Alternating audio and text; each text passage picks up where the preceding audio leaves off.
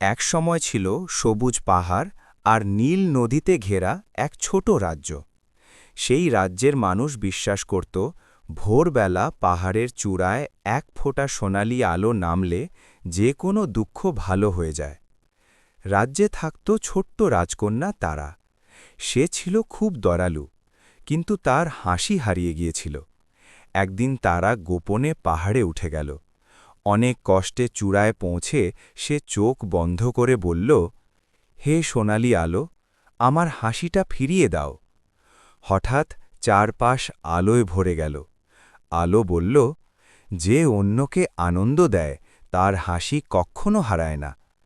তারা বুঝল সে আগেই হাসি হারায়নি, শুধু ভুলে গিয়েছিল।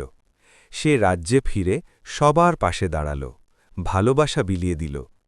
সেই দিন থেকে রাজ্যে আর কখনো অন্ধকার নামে না, আর রাজকন্যা তারার হাসি হয়ে ওঠে রাজ্যের সবচেয়ে উজ্জ্বল আলো।